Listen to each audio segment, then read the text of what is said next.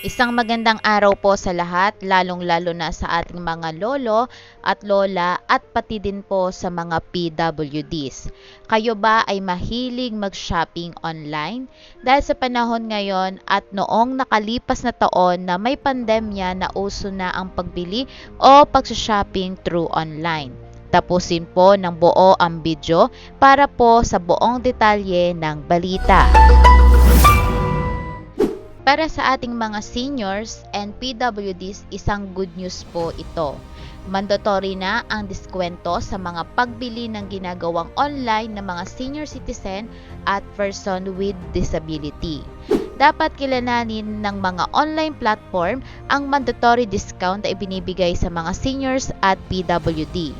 Ang BIR ay naglabas ng Revenue Regulation, RRR, number 8-2023 para dito.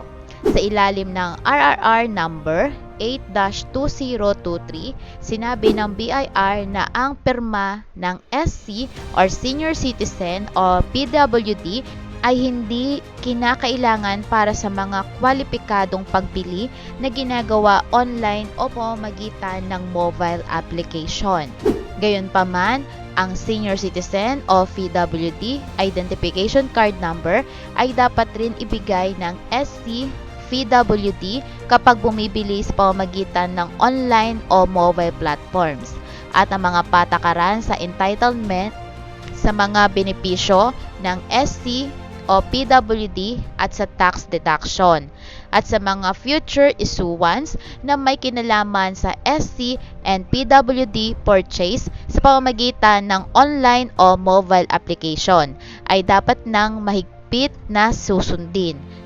Para pa po sa ibang detalye or impormasyon, ating pong panoodin ang video ni Sir Romeo Jun Lumagi Jr. Magandang balita po para sa ating mga senior citizens at PWD. Entitled po kayo sa senior citizens discount or PWD discount sa mga online transactions na ginagawa po natin. Ngayon po kasi ay kapag kayo ay hihingi ng senior citizen discount at PWD discount ay kailangan ninyong pumirma sa mga invoices doon sa tindahan na binibilan nyo ng inyong mga produkto. Dahil laganap na po ang online transactions na hindi naman tayo nakakapirma na ganyan, ay nag-issue tayo ng revenue regulations para naman na ma-entitle kayo sa discount na ito na hindi na kinakailangan pumirma pa sa mga invoices. Kailangan lang po ay ipakita ang inyong valid senior citizen na ID at ang inyong PWD card. Para po sa informasyon ninyo ay pwede nyo pong hanapin ang Revenue Regulations 8-2023. Itong ginagawa natin ito ay parte ng programang makapaghatid ng excellent taxpayer service sa ating mga taxpayers.